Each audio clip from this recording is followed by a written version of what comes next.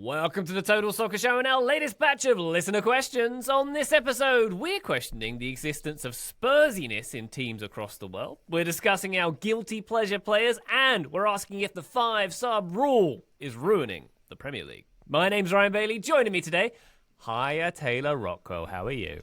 Hiya Ryan. Doing well. Excited to be here. Always love some listener questions. Yeah, we do. We do indeed. You know who else who loves them? Joe Lowry. He's here. Hi, Joe. I love him. It's true. Ryan, you're spot on. As always, beautiful work. Indeed. A fellow listener question lover with us as well. Graham Rusland's here. Hi, Graham. Hi, Ryan. I do love listener questions. Maybe Spurs fans won't after this. If we have any Spurs fans left who are listening to this show, we'll finish them off good today with the Spursiness question. Yes, we had a question about Spursiness, which we will take in the spirit in which it was intended. We mean no specific offence to Tottenham in discussing this. It is a term very much in the soccer lexicon. Graham. I mean, the YouTube commenters very much believe that you do mean offence. Me, specifically? Yeah, specifically. Towards Tottenham or everybody? I don't know, there's a London agenda thing going Graham, on here. Who was it who selected these listener questions? Just out of curiosity? I don't know, yeah. I don't know. Real mystery. Interesting. I don't think that's an important detail. Who was it who made that one of the most prominent listener questions as well? I'm Yeah. not sure. Anyway. Who put it in A block? I don't know. But we're all trying to find that guy. That's what I'll say. Patreon.com/Total Soccer Show is the best way to support us, by the way. It's also the very best way to submit a listener question if you would like to do so. You can do that on our Discord server. We've also got bonus episodes, bonus listener questions on that feed, including one this week about sons of former footballers who've reached or surpassed their father's level. Eddie on our Discord sent that one in. We've got plenty to say about that. So join us on our bonus feed, patreon.com/Total Soccer Show. Please, and a thank you. But for now, let's get to our main feed questions. This one from Shreyas, also submitted via our Discord. For how many national teams in the world would you say that their greatest player of all time is currently an active player? There are obviously hundreds of national teams we could go through here, so we'll see how deep we can go into the wormhole here, Joseph. I will say, I'll put it straight out there. Can we say, straight off the bat, Cristiano Ronaldo at Portugal? Can we say, straight off the bat, maybe Leo Messi at Argentina? Oh, no, possibly? definitely Messi. It's Messi. Yeah? Okay. Yeah. Not the other guy. Fine. All right. No.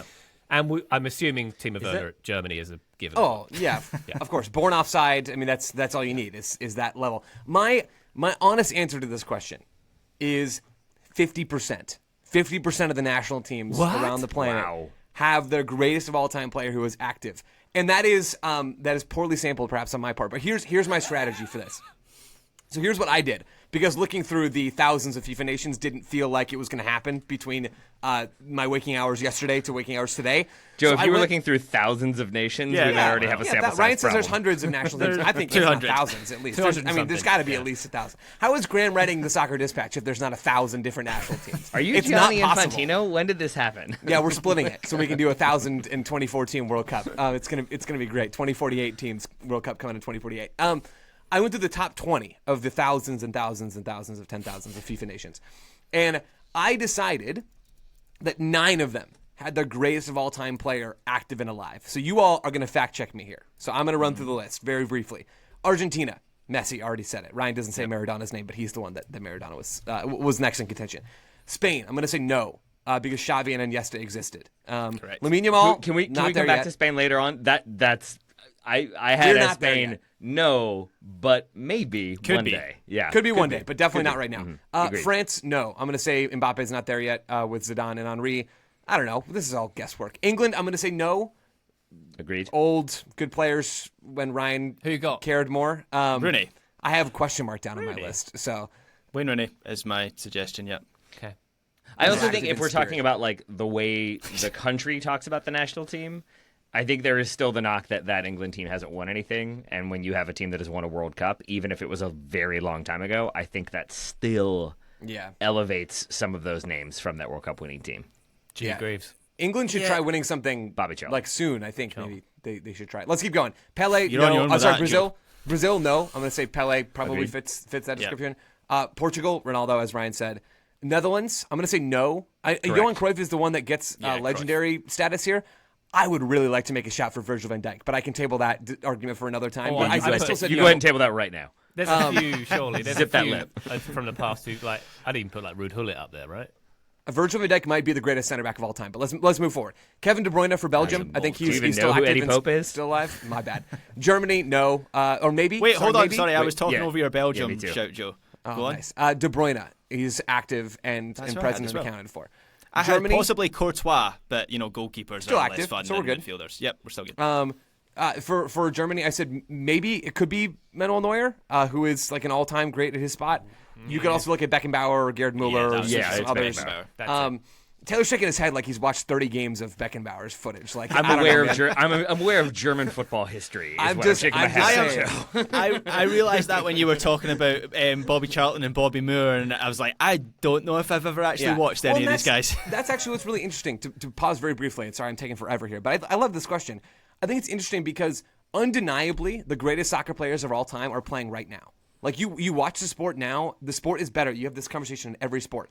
Like the sport is better now than it was in 1950. It's better now than it was in 2005. It's better now than it was in 2020. Like the best players are playing now, bar a few, very few exceptions. So my honest answer in terms of pure player quality, the best player for every national team, we're probably in the 90% of players. Well, like, as they've gotten more athletic, more technical, the game has improved. There's zero doubt about that. Neymar 10 years ago was better than He Pele would run ever circles was. around Pele. So you have to have some context around this, which is why I'm willing to give Taylor the Beckenbauer thing along the way.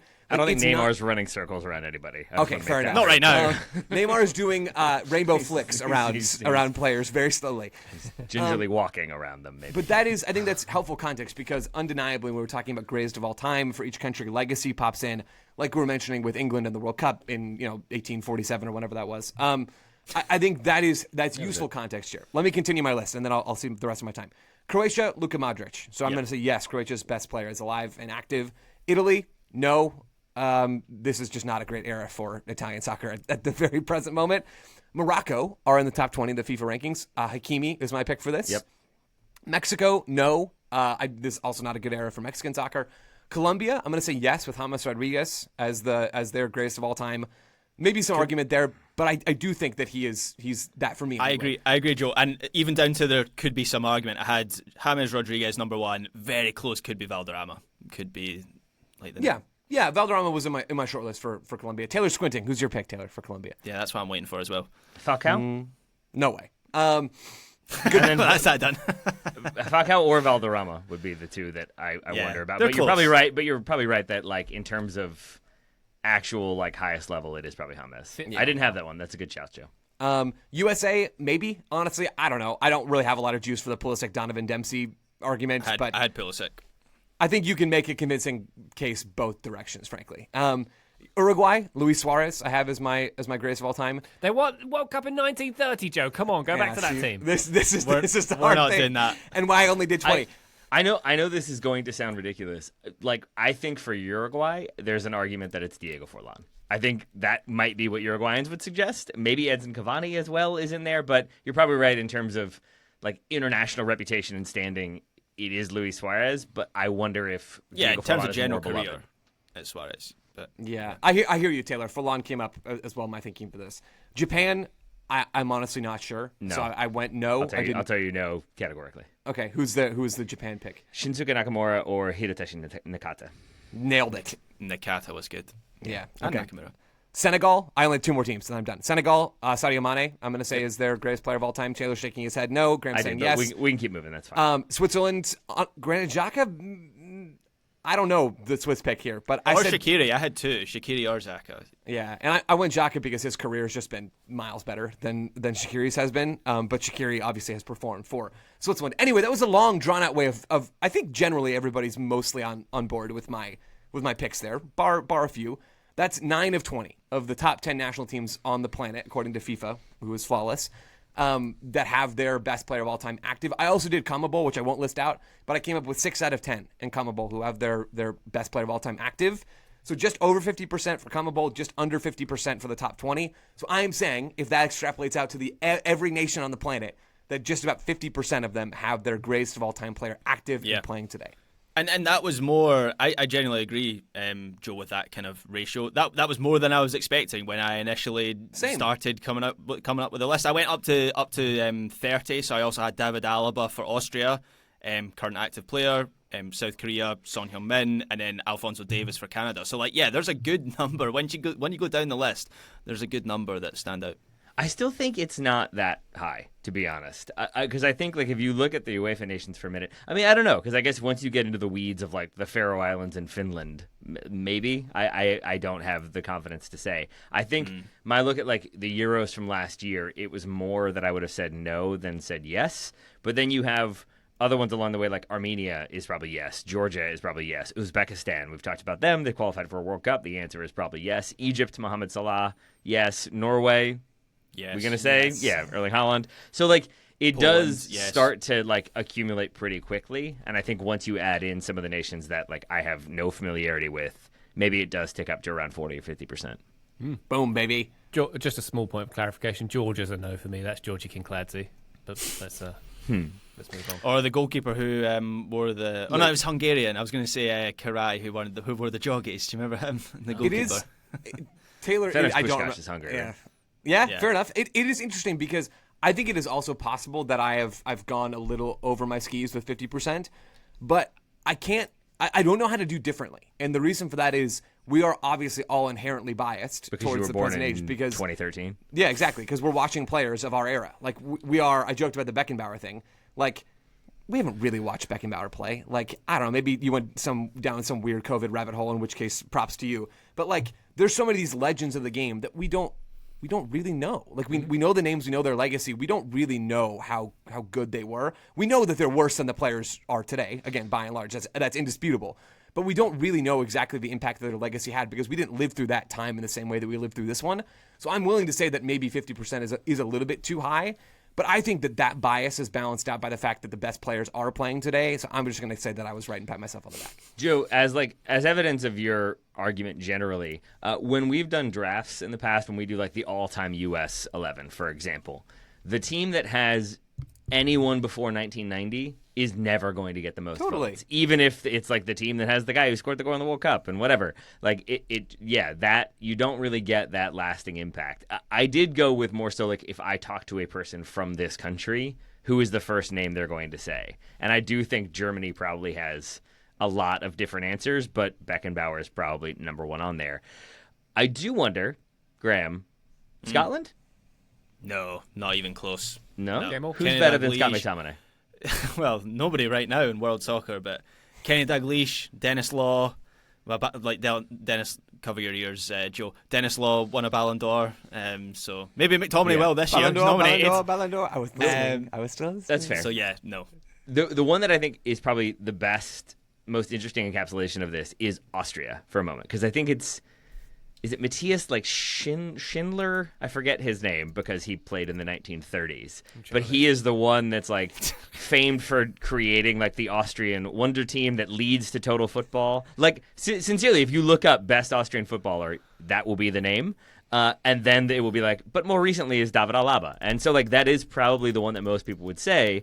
But when you're talking about a team that is the basis for total football and the idea of pioneering that different positions can do different things, there is this weird legacy that goes with it. And so it gets a little confusing there. But I think Joe ultimately is right, that if you're talking about who is just the best player and maybe the most famous player at present, it's more often than not going to be the most famous player at present. So Matthias Sindelar, that's the one, who played for Austria between 1926 and 1937. Maybe he What's his nickname? Is it on there?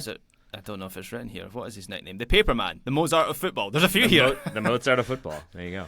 There we go. So maybe he is the greatest Austrian player of all time, but I honestly have no idea how to quantify that. A player who finished playing in 1937. So Mozart was famously known as the Sindelar of music as well. Yes. So yeah, it goes both ways. Yeah. Very good. Shreyas, excellent question. Thank you very much indeed. Let's go to Richard Gaines now, who says, here we go, which teams are the most Spursy in other leagues? Hey, Graham, I asked ChatGPT what Spursy means, and it gave me 3 bullet points. Failing when it matters most, choking under pressure, and overpromising and under-delivering. I will make one nomination for this from a different league, and it is only specifically for last season, and that is Inter Milan, who dropped 2 points in the penultimate game to lose the league, and who did not famously win the Champions League final either. That is final hurdle stuff for me that felt quite Spursy in those last couple of weeks of the season. Is that I fair? agree with Graham's butt. It definitely is. Yeah, you do. Final hurdle stuff, right? But it needs to be more than just losing, right? Like even losing emphatically, it needs to be choking, right? You said that, ChatGPT. Was that worth the whatever chunk of the like, rainforest shore erosion? Yep. It needs to be choking rather than just losing, in my opinion. So I think of like Dortmund blowing the Bundesliga title race on the last day of the season 2 seasons ago. That was very, very Spursy. Yeah. In Scottish football, our Spurs is Hibs to such an extent that we will say Hibsy over Spursy, or more commonly we'll talk about a Hibsing. So Hibs were 2-0 up in a European qualifier a couple of weeks ago. Somehow threw it away. They're at home as well. Everyone was talking about a Hibsing. Hibsing sounds like something from Urban Dictionary, by the way, I'm just going to say. Well, Spursy's in Urban Dictionary. I looked it up, so I went actually and did some reading on the topic rather than burning down trees or whatever Ryan did. ESPN had a piece all about the origin of that term. So it was first submitted to Urban Dictionary back in May of 2014, and that original 2014 entry reads, quote, to consistently and inevitably fail to live up to expectation.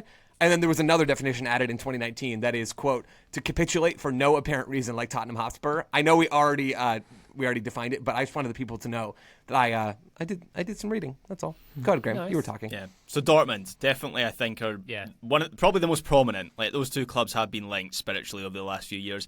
Having watched the Birmingham City documentary, I think their fans would say they have some Spursy energy, where they often talk about like clutching, try and get this saying the right way around, or the wrong way around actually, clutching defeat from the jaws of victory. That seems to be a Birmingham City thing to do.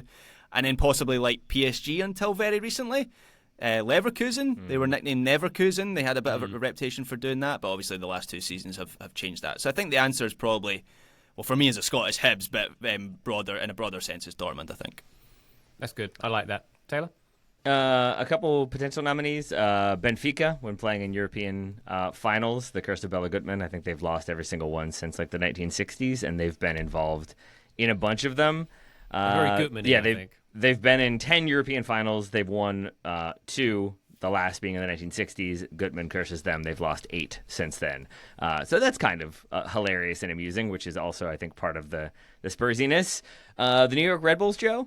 What do we think about that one? A team that like never quite puts it together, seems like they could, but then never does, and oftentimes finds a way to end up losing finals or losing playoffs and the like. That's a pretty good pick, Taylor. I was struggling for an MLS representative. That might be the best one. I was thinking LAFC and Miami for their like big time postseason losses, but the Red Bulls, they've won supporter shields in recent years and couldn't make the run in the postseason, and they have just sort of been stuck in weird purgatory in Major League Soccer, sort of like Tottenham have been, and they were trying to sign Timo Werner. So that actually feels really, really spot on, 100%. And I have one more. It's going to be controversial. Uh-oh. Arsenal? Like, A little bit. getting a lot of hype consistently, not really winning a lot of silverware. Spurs have won more silverware, would be a point I would make. Like, especially if Arsenal don't end up putting it together this season. It feels like that's where like a lot of the hype, a lot of the expenditure has gone. I don't know. They finish second again if they fall away. Feels a little Spursy. Yeah, I'm not batting it away entirely. There's Sending something both there. fan bases at once. But it feels, yeah, good job. It feels like there hasn't quite been like the bottling in that you need to be like a true Spursy team. I think maybe that's coming this season.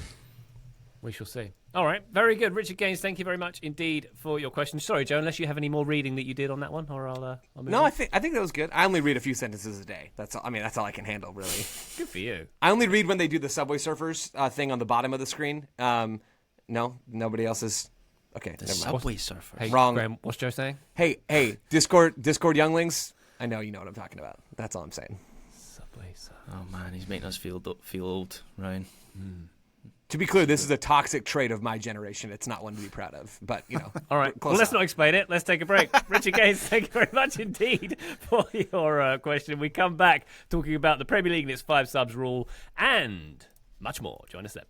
Total Soccer Show, welcome back to our listener questions. Shane Isner has been in touch with this one. Does the 5 substitution rule basically explain why Premier League teams no longer stay up when promoted? Previously, top talent would be more spread out with fewer squad minutes available. Is that right? So with more concentration higher up the table, says Shane, is there less talent for promoted squads to survive?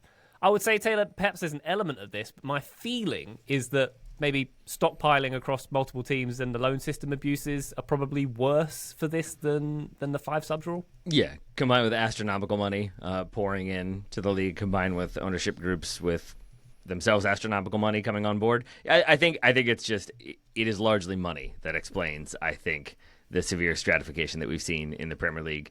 Maybe the 5 subs rule, maybe like players kind of being stockpiled at teams factors into it, but I think for me, it's largely the money that creates the scenario rather than the 5 subs rule. Yeah, I don't know if I agree, frankly, with what Shane says about talent like not being spread out, because I think actually if you look at the Premier League now, it feels like the middle class and even the sort of the teams lower in the table are able to keep hold of their top players for longer, right? So I think someone like Jared Bowen is a good example. He's absolute quality. 10 years ago, he'd surely be at a Liverpool or an Arsenal or somewhere like that. And there has been a bit of a correction to that this summer with players like Cunha and Mbeumo and Kerkez, João Pedro. There's a good number of them who have moved up the table, or actually in Cunha's and Mbeumo's cases, moved down the table. But in terms of the size of the club, you get the point that I'm making. Still, I don't know if the concentration at the top is as strong as it has been in the past. Now that extends to Champions teams who are spending. I think this summer it's over £200 million that Champions teams have spent on transfers, which I know pales in comparison to what's been spent in the Premier League, but nonetheless they do still have like star players and they're paying big wages for these teams. So yeah, I think it's just that the gulf is huge between the two. The gulf is huge, and I want to get back to that. I do think there's maybe something to the idea that with extra subs, that incentivizes teams to have deeper squads, and so the teams that have more resources are going to do a better job of amassing that talent because they're going to use more of that talent. I think that's like a reasonable conclusion to draw, unless I'm thinking about this all wrong, which is always possible. No, not every manager wants that, right? Pep has tended to keep a tighter squad over the years, but between having the flexibility to play more players with that 5 sub rule and the soccer calendar getting busier, I do think you're seeing teams need bigger squads of elite players now than they did like a decade ago. So I think there's something there. But I do think there are other larger factors for why it's become more difficult for promoted squads to survive. Probably some of it is randomness, just in the grand scheme of things. You don't really see... we have not a lot of evidence of teams coming up and coming right back down again in groups of 3 year after year after year. Now, I did predict that the same thing would happen this year. That's probably not going to come true, right? Because statistically speaking, that just is really, really hard to pull off 3 years in a row. So there'll be some correction on this, I would imagine. But I do think that money, and even more than just money, financial regulations are a bigger factor here for why maybe we've seen more teams yo-yoing. So Kieran Maguire, who's I believe runs that Swiss something account on social media. Swiss Ramble. Yeah, Swiss Ramble, which does really helpful breakdowns of club finances and has become Kieran Maguire sort of an expert that's quoted in a lot of stories about football finances. He had this quote to the BBC: "The clubs coming up to the Premier League do have a disadvantage. Under the current profit and sustainability rules, if you've been in the Premier League for the last 3 seasons, you can lose up to £105 million over a 3-year cycle. So you can lose that much money, which means you can go spend it in the market, help your squad in the short term, and figure it out later," which we see teams all over the world doing. We certainly see it in England. But, Maguire goes on to say, most newly promoted clubs can only lose up to £61 million over 3 years, which works out to £13 million per season in the Championship, and then £35 million per season in the top flight. That gives teams that have been sustainably alive in the Premier League a legitimate, tangible benefit beyond just our ownership has more money. No, they're allowed to spend more money and still be compliant with PSR relative to new teams or teams that haven't been in the Premier League for 3 seasons. So it is more difficult to actually go and get a foothold in the Premier League and grab onto it and stay there for long enough to be able to spend as much money as everybody else.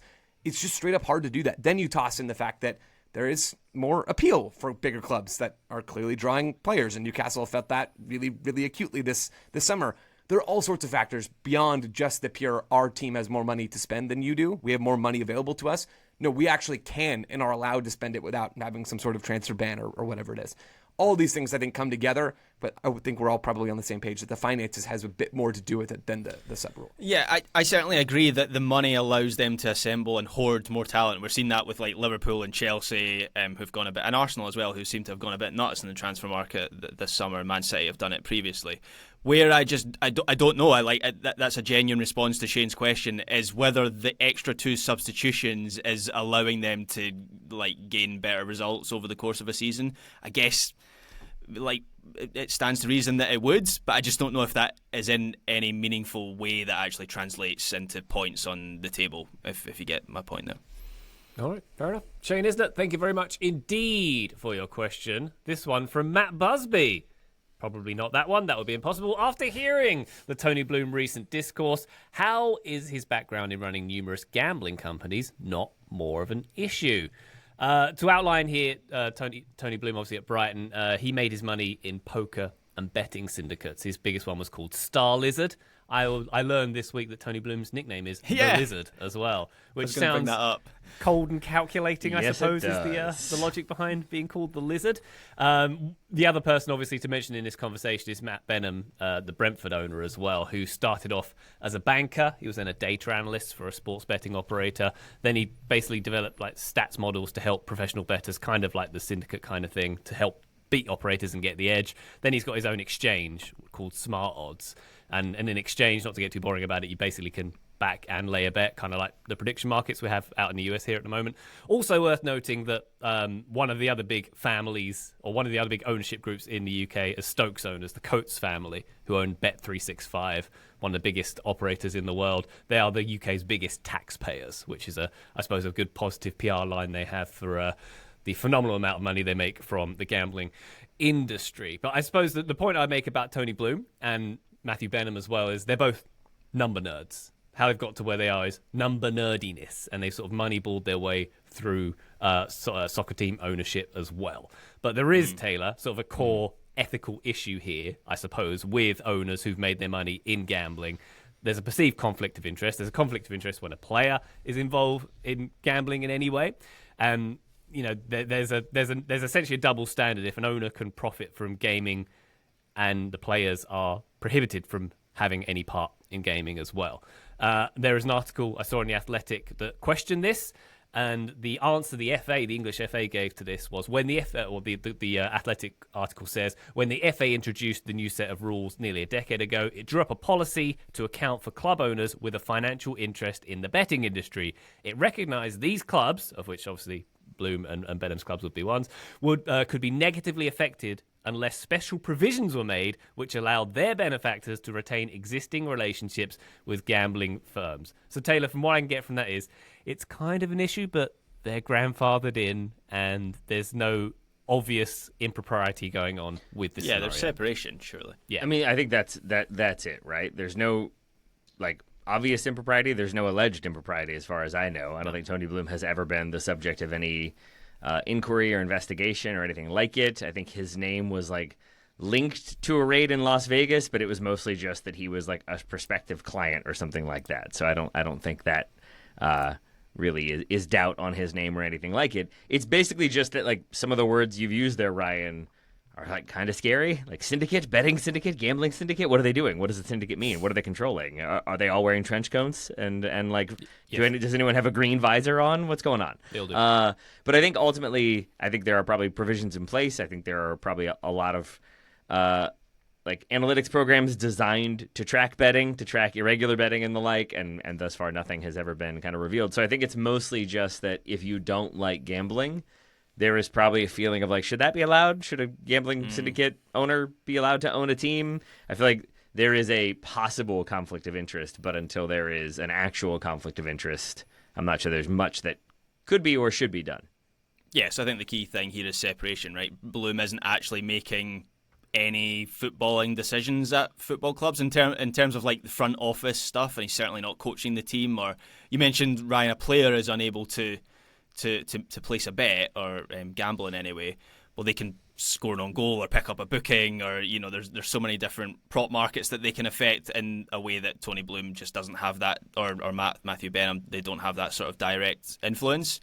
And even if you were the things that they do have influence on, so let's just say Brentford one summer were we're going to sell all our key players and hire a rookie manager, the betting markets would adjust, right? So how would you make money out of that in a way? There's just not a direct way to do it. Yeah, I think the really interesting thing in reading more about Tony Bloom is how he basically it makes a ton of sense for him to go the way he has. But if you are making all of your money by basically being able to provide next level insight into player ability and performance based on data and analytics, and you're identifying these players that are like, well, from what we've seen from what the data has shown when they were playing in this league and doing this, when they've made the jump to this team, they will perform at a similar level, so you should back them to score this many goals or get this many assists or whatever.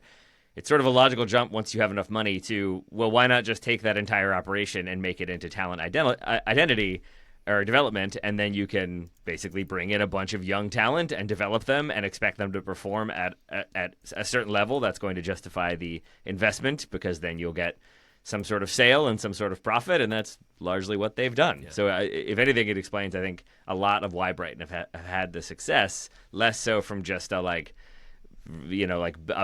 injection of funds from betting or, like preying on people, but more so like essentially the existing structure that Tony Bloom already had just being applied to talent identification and development. Yeah, and unless we forget, Taylor, that one of the big reasons we have such detailed and granular statistics and analysis in soccer is that sports betting has put a lot of money into that to make it a thing. Yep. Sports betting operators around the world spend millions and millions either doing it in-house or having specific data specialists to set their lines for them, to find out, to get all the edges and to make sure that they're not being beaten by syndicates or Tony Blooms, basically. There's a lot of money in it, and there's a lot of reason why data and sports betting are sort of inextricable from one another. And I suppose the risk, if we're thinking about what the actual conflict is, it's that a bad owner goes into the dressing room and says, lads, you're tanking this game, I'll give you 50 grand each if you tank it, and he bets on it. But that's not really exclusive to someone who is involved in gaming, because any owner can do that. It's not actually the betting background. And also, there's like laws that the question. The premise of the question is essentially like, well, what's to stop this from happening? Well, in that case, the law, you would be arrested, and there'd be lots of witnesses to that sort of thing. So just seems a bit implausible. There's also, I don't know, maybe this is my naivete showing, but like you said, 50 grand there, Ryan. I feel like a lot of Premier League players are going to be like, all right, so that's like a half a week's wages? Like, nah, I'm good.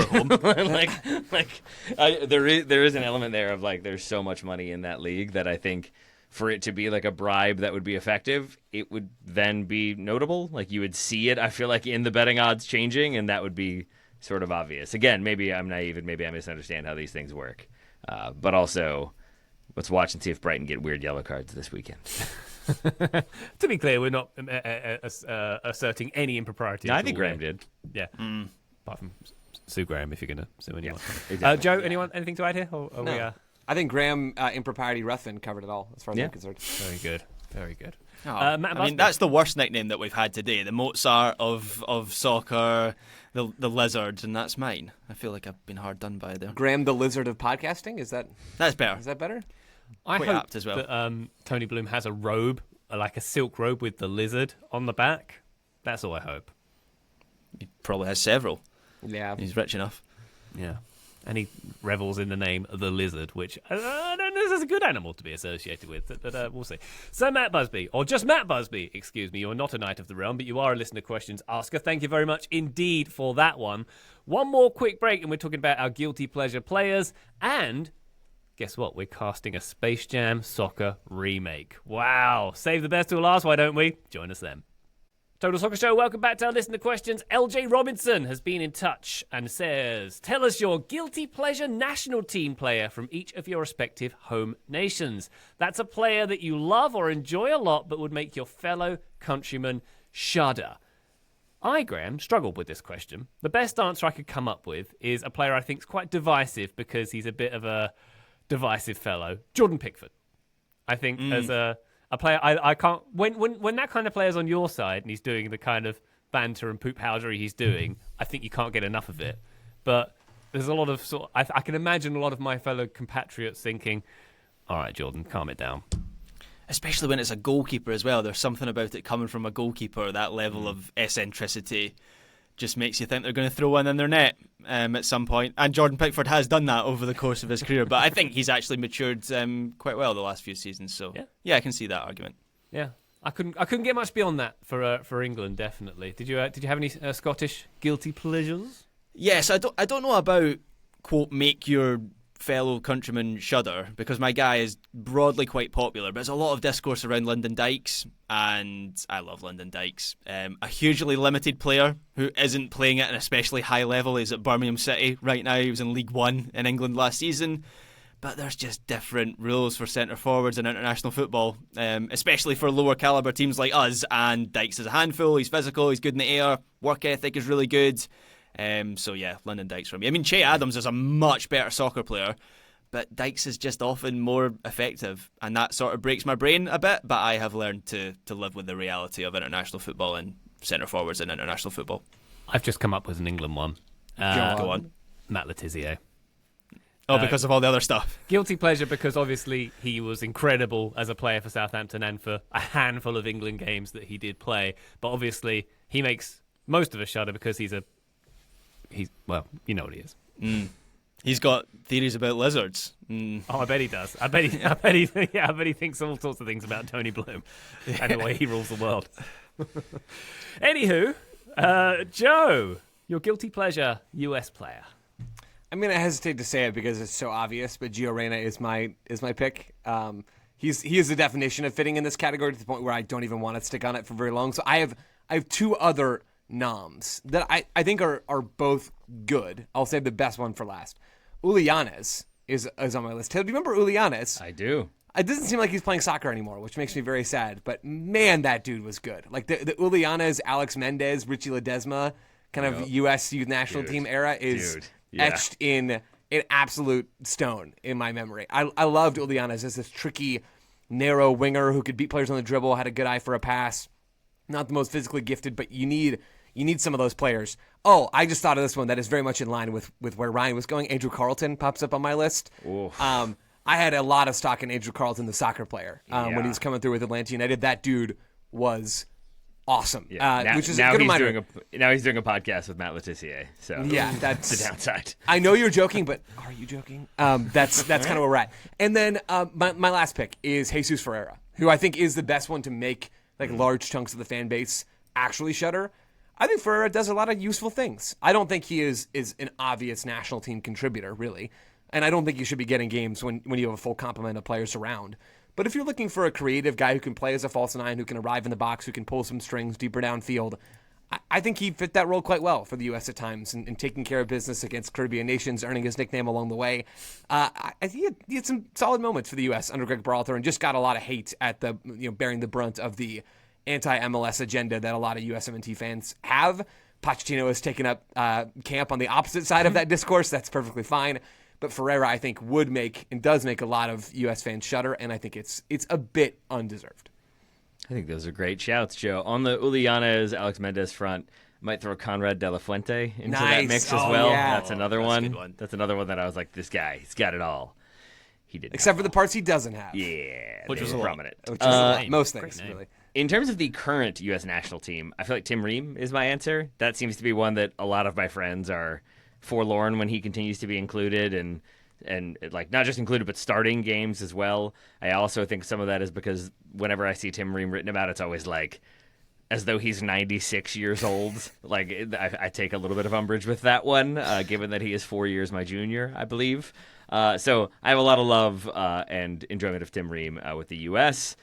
More recently, I think Michael Bradley was that player for me. I have a lot of love for Michael Bradley, not just for what he did with the national team, but with his club career. I think he was really instrumental in stabilizing the U.S. national team for a good long while under different managers, and I think he made that midfield better, even if there were times when it felt like he made it worse for a lot of people. I do not think he was ever the problem that people thought he was, and I think he's going to be a very good coach. So I always very much enjoyed Michael Bradley, or at the very least enjoyed his role and work with the U.S. national team. And then historically, for the U.S., my last one would be the legend himself, Mr. Ben Olsen, a player that I first watched in the College Cup final for the University of Virginia way back when, which they ended up, I think, losing in the semis. But he was, like, even there was just exactly what you think Ben Olsen is now. Like, he was tough, but good, but scrappy. He got into it. He did not back down from challenges. I think he might have thrown an elbow in that College Cup final. I was there at his last game for DC United when he takes a restart and kicks it directly into the back of an opposing player's head on purpose, gets a red card for that one. But I remember in 2006, there was a possibility he was going to start if the U.S. made it out of their group because of suspensions and injuries. And I remember everyone else I was watching with being horrified that it might be Ben Olsen starting for the U.S. in a World Cup knockout round game. And I was just rubbing my hands together like, come on, Benny, we can do it, man. So for me, it's Ben Olsen, and then Tim Ream and Michael Bradley get the honorable mentions. Wow, very good. Good mentions there. Thank you, LJ Robertson, for the question. Ulionis, by the way, I thought was he went to prison in Germany. Must be a different one. Anyway. Bad joke. I don't know this joke. Ulionis. It sounds a bit like Ulionis. Okay, so calling it a joke was being charitable. Right. Okay. I mean, that's my MO, isn't it? Hey, Ryan, swingers got to swing, dude. You stand at the plate, you keep swinging at pitches, you'll make it happen. That's going on the Out of Context channel. Yeah. Swingers got to Knew it as soon as I said it. Yes, indeed. You miss 100% of the shots you don't take, Joe. Brian C. has one more question for us.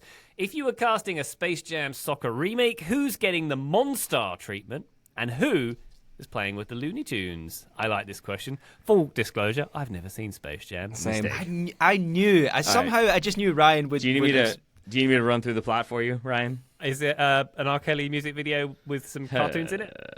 We don't need to talk about him. Michael Jordan playing baseball, even though he was no longer playing baseball when the movie was made. Playing baseball, down on his luck, has to learn that he loves basketball again. The Looney Tunes, meanwhile, are going to be acquired by evil cartoons who are all like tiny little shrimpy things. The Looney Tunes agree to play them in a game of basketball because they are much bigger than the tiny shrimpy things. The tiny shrimpy things then steal the talent and size of then current NBA players. So like Charles Barkley and like Sean Bradley, I think, weirdly, and Muggsy Bogues are all in there. And so then the Looney Tunes, now outclassed, have to bring in Michael Jordan. They end up winning. He discovers basketball is fun again, and now he is Michael Jordan again because Bugs Bunny taught him to dunk from the half-court line. Wow. Is it set in the Who Framed Roger Rabbit-averse where cartoons live in the real world?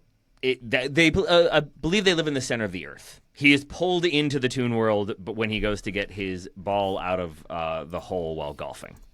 The Roger Rabbit averse, which is awesome. A great place to live. That would be fun if it was split. Have you seen that movie, Joe? You must have seen Who Framed Roger Rabbit. Yeah, when I was a kid. I don't remember it well. And we were all childhood by the shoe and the dip, right? That's the most traumatic scene of any movie ever. Right now? The day when I found out he was Doc Brown, that terrified me. I was like, that can't be the same guy.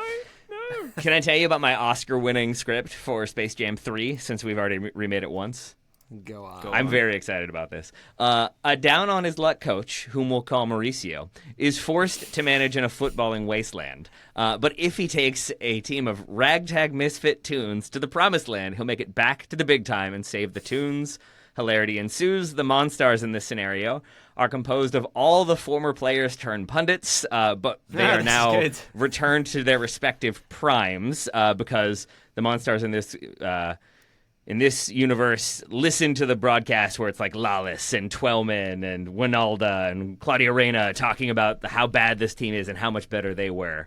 However, unfortunately, I'm unsure if this movie is going to end as a heartwarming comedy in which they win, or a tongue-in-cheek remake in which the bad guy is actually the lead and he and his selected crew plummet to failure over and over again. Ooh. Remains to be seen which one it's going to be. Wow. Maybe the lead has a Republican megadonor who put him in that position and it helps influence the...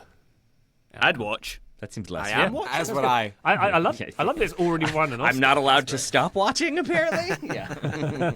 All right, so I having a thin understanding of the Space Jam averse, the Roger Rabbit averse, as it is also established as, I will say the Monstars, the opposition, I suppose that is peak Atletico Madrid for me. Just poop housing their way through and doing... bending the rules, should we say? I assume that's what the Monstars do in that. And I've only got one nomination for a player who will be on the team because I think they only need one. It's Cole Palmer because he's the funniest player in the world and he's so Hollywood. He's in. It's got to be him. I got stuck on Cole Palmer because he is a definitive Monstar from the original in that it would be him being very good. Like one of the Monstars is not very smart. Are the Monstars bad? Are they the baddies? Yeah, they're the baddies. Right. The name Monstar didn't do that for you? Oh, that's why I put Atleti as them. And how they look? Cole would be with the Looney Tunes. Can Like, I ask you a question about the Monstars, Taylor? Because I didn't know that detail of the plot, that they actually are tiny, but then they go steal the talent of other people. Mm-hmm. So should the Monstars not just be all like the short soccer players, like Gary Medell? Can Gary Medell be the face of the Monsters, like the 5'2" center back? I mean, I don't know. I they feel do like there's steal. something there. They do steal the talent from Muggsy Bogues, so one of them does remain shorter. Don't than say all that the name other again. ones. It'll set me off.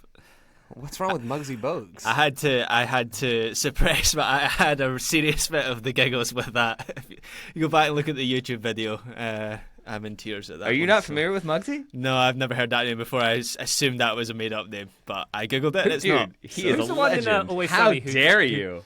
Who's on Always Sunny who drinks the beers going on the cross-country flight? Oh, Is that not Wade Muggsy Boggs. But Wade Boggs, yeah. okay. Yeah, Similar. and Boss Hog. Wade Boggs. They're all great names. Wade Boggs, rest in peace, Wade. He is still alive. He is very much alive. He's in his Muggsy Bogues. 50s. He lives in Florida. Cool. Of course. Wow. So Muggsy if- Bogues was 5'3". That's his. Amongst being a very good player, that's also his claim to fame. If we need like a Michael Jordan type to play with the Looney Tunes, I know this is like too on the nose, but it'd be messy, right? Like, Well, I mean, somebody. So this was a real idea, right? Warner Brothers, they commissioned a soccer version of Space Jam, and I went back and googled this because I was convinced I didn't imagine it. No, it happened in 2016. They commissioned this. Lionel Messi was on board, and then it got canned because it was going to cost too much, and they did it with LeBron in the end. The remake. It's gonna suck. And it's going to be bad. Yeah. Disney wouldn't give him as many concessions as Inter Miami would, so it fell through. No, Leo, we can't give you 25% stake in Adidas. We don't have that power. Okay. Your friend who's a goalkeeper can't have a speaking role. I'm sorry, Leo. That's not going to work. Oscar With all due Uscari respect- is the star of this movie, or I walk. Messi said at the end of the day. Leo Messi, I can just about find him believable in a Lay's commercial. I'm not sure. Just if he can- about. I I don't think he cannot. can hold up a motion picture. That's what I'm Dude saying. is, Have that dude you- has never eaten a Lay's chip. I was in going to his ask, life. have you seen Michael Jordan's acting in this film? But you haven't, so there we go. Ryan, I chuckled earlier when you mentioned his name. The other one I had, this is like maybe two on the nose, would be the Monstars are all the players who've moved to Saudi Arabia, and then the Michael Jordan character is Jordan Pickford, the old standby who stays with his club no matter what. Bless. Yep. It's not bad. I'd also watch. Taylor, you're good at this, man. I think we found your calling card. That's why he's got an Oscar for his screenplay. I don't know. If this podcasting thing doesn't work out for you, we know where to go. Yeah. That's all. All right. Joe, any nominees for this Space Jam thing? I'll be honest, I kind of thought I understood the plot and just didn't at all. So I just went with Monstars as like big scary villains. Yep. So I had Zlatan and Holland and Ronaldo and That's the way to do it. Suarez and Diego Costa. And then I went with Looney Tunes as like kind of heroic figures that I perceive to be like nice-ish. So I And just Pepe had Le Pew. Sun Min Yeah, he's in there. still in that That's one. it. Just Not put Miller. You've put in a lot of thought to this, Joe, is what you're a lot of thought. I took care to understand the plot and make sure I had an iron grip on this whole question, which I love, by the way. It's been great. It is a good question. Can I tell you why Son Heung-min is the best? Yes. Unrelated to anything. Go on.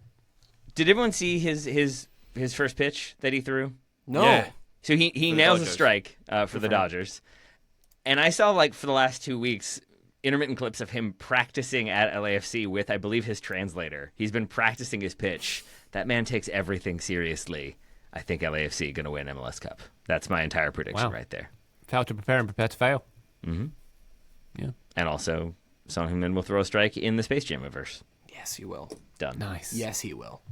What sport? We're doing soccer still in this remake, right? Ish. I believe part of the original Space Jam is you have to learn that, like, in the cartoon world, you can do whatever you want, and so you can break all the rules. So maybe Son picks the ball up and throws it into the goal. That's part of how this plays out. Touchdown, baby. Yeah, okay. 7 points. Yeah. So it's like maybe it's a Chelsea team that's in this if you just do whatever you want to break all the rules. Oh, that's That'll work. good. Yeah. I'd watch that too. That gets Cole Palmer in it as well, which I agree should be an absolute requisite for this thing to happen. So, Graham, any more? Nothing better than has already been said. I did kind of forget the complication of them starting off small and becoming giants makes this a little bit trickier. I don't where think. I'm I mean, not it's a entirely remake. sure. You can do whatever you want, man. Mandel. I went down the Joe route of just having like big, Yeah. scary dudes. So I had like Benjamin Sesko on the Monster team. Not sure he can actually play soccer, but you know he's a man mountain. Kyle Hudlin is apparently the tallest footballer in the world. He's 6'9" and is playing in Vietnam right now. So let's call He him. played in. at FC Wimbledon. Did he really? He did. That's so on brand. He was massive.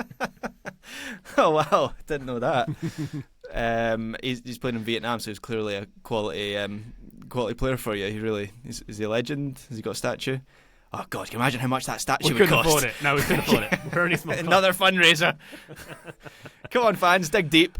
Very good. Yes, there's a couple of suggestions. Ronaldinho in the Looney Tunes team seems about right. Classic, yeah, that would be good. Hijinks are plenty with Ronaldinho involved in that team. I like that a lot. Brian C., thank you very much for that question, and for everybody who's asked a question. If you'd like to continue to Space Jam chat or ask us a question, head to our Discord server, patreon.com/Total Soccer Show. The other way to ask us a question for these episodes, totalsoccershow.com/questions. Thank you very much indeed. Taylor Rockwell, a pleasure, sir. Thank you very much for answering these questions and for all that you do for the soccer audio community. Yeah, you're good too. Why did that sound so painful for you? It did. It really did.